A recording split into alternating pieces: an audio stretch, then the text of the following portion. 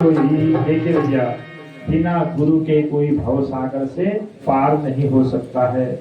ब्रह्मा और शंकर के समान भी कोई महान देवता भी हो, अगर उनको श्रेष्ठ गुरु नहीं मिला, परमात्मा उनको नहीं मिल सकता है। गुरु तो जीवन में श्रेष्ठ होना चाहिए। गुरु तो निर्मल अंतःकरण वाला होना चाहिए। गौ कहते हैं अंधकार को भैया, गुरु कहते हैं प्रकाश को। जो हमारे हृदय में अज्ञान रूपी अंधकार को निकाल कर जो ज्ञान प्रकाश भर दे, उसी का नाम गुरु है। बोले सतगुरु महाराज की। पहली गुरु कौन है? माता। दूसरे गुरु कौन है? पिताजी। तीसरे गुरु कौन है? आचार्य लोग। तो इस प्रकार हमेशा अपने बच्चों को सुसंस्कार देने के सुनीति बन के अगर हम रहेंगे तो हमारा बेटा जरूर ध्रुव होगा। और सुरुचि अगर बन के रहेंगे, सुरुचि का बेटा बड़ा उदंड होता है। जीवन में गुरु होना चाहिए भैया, श्रेष्ठ गुरु मिले, यही प्रयास करो। यदि किसी गुरु पर मन नहीं लगता तो हनुमान जी को ही अपना गुरु बना लो। हनुमान जी आपको राम से जरूर मिलाएंगे। ध्रुव जी महाराज ने मन में अब संकल्प किया, क्या करूं, कोई गुरु नहीं, और बिना गुरु के मुझे मार्ग कौन बताएगा?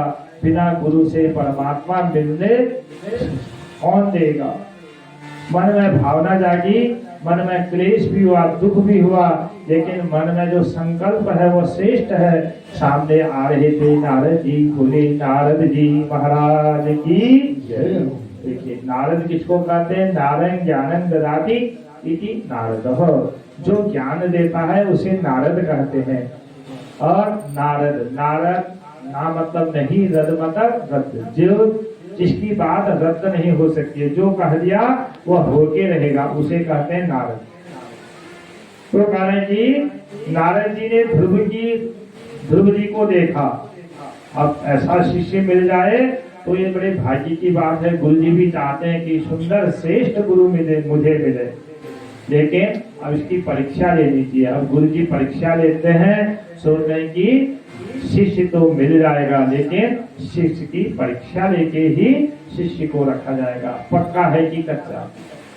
अब संत नारद जी अब धीरे धीरे ध्रुव के पास पहुंचे। नारद के चरणों में ध्रुव जी ने साष्टांग प्रणाम किया।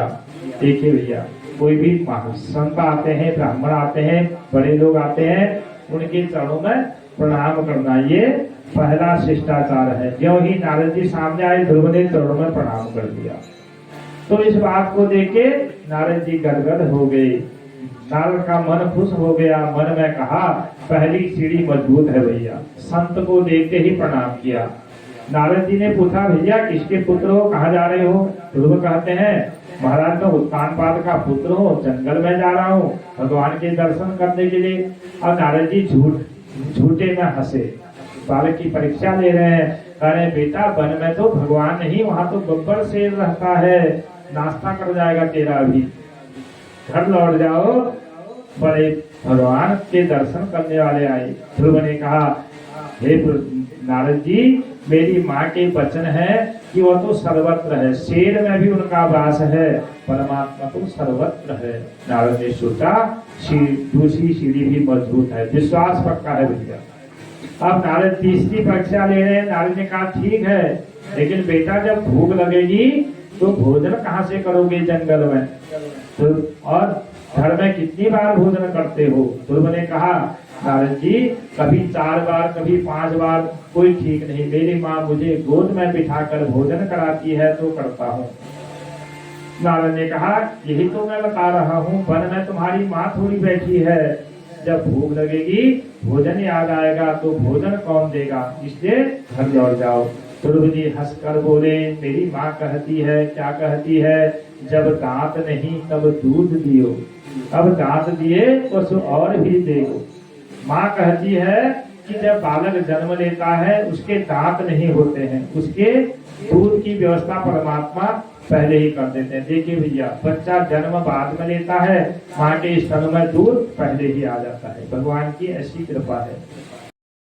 इस भजन के माध्यम से प्रार्थना करें, उसके बाद फिर पुराण की आरती और प्रसाद प्रणामर्थ लेते हुए भगवान की इस पवित्र कथा को हृदय में धारण करते हुए सब अपने स्थानों को जाएंगे। बोले शंकर भगवान की जय हो।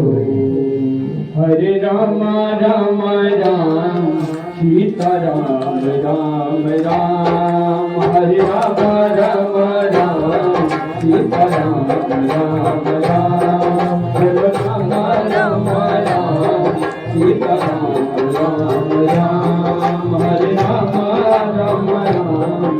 सीता राम राम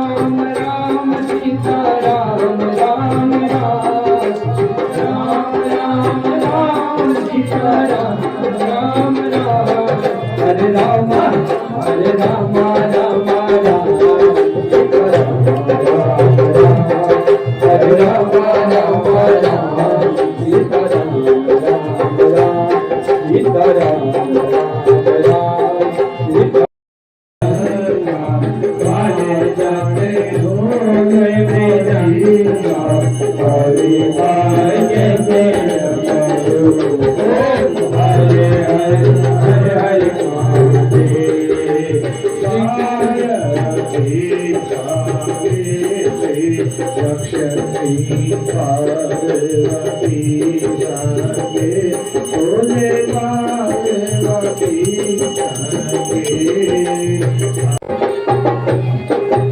अंग में भगवती रमाई गले मुंडे माला। अंग में भगवती रमाई गले मुंडे माला। मोती त्रिशूल हाथ विषय पीड़ी वाला। मोती त्रिशूल हाथ विषय पीड़ी वाला। मोती देव महादेव त्रिपुरारी।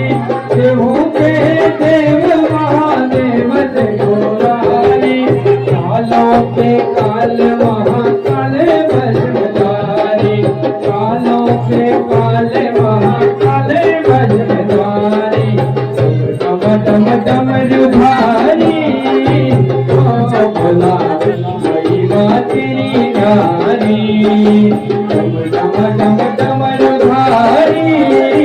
भोला महिमा तेरी नारी। मेरा भोला महिमा तेरी नारी। भोला भंडारी। भोला महिमा तेरी नारी। मेरा भोला महिमा तेरी नारी।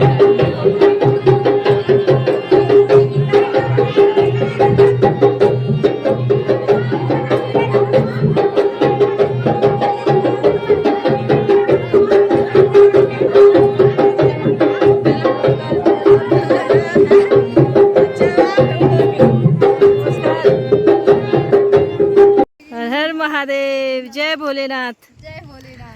यो भोलेनाथ को छो आसमान ले कौन बिगे भोलेनाथ के बारिश उड़ी हो और बात है कदू बढ़िया हरी पट घर हो।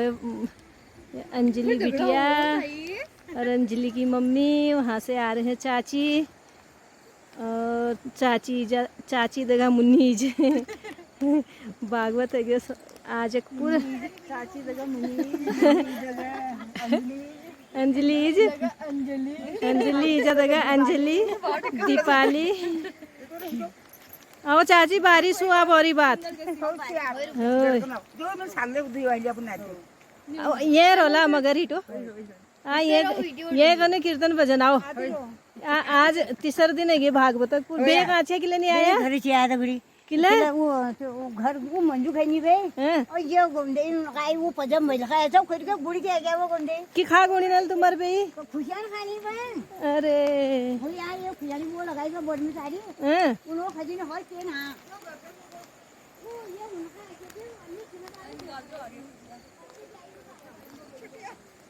चलो भाई बहनियों आज का भागवत कथा का आनंद आप भी लेना। एक घड़ी आधी से पुनियाद तुलसी साध संगत की कटे कोटि अपराध। चाहे हमको हरि भजन थोड़ा ही सुनने को मिले या पूरा मिले, बिनु सत्संग विवेक न होई, राम कृपा बिनु सुलभ न सोई। बड़े भागों से ये सत्संग कीर्तन भजन हरि चर्चा मिलती है, तो आप भी बिल्कुल ज़रूर सुनिएगा। फिर भोग कथा सुन ला। तब तक जय श्री कृष्णा, राधे राधे, हर हर महादेव।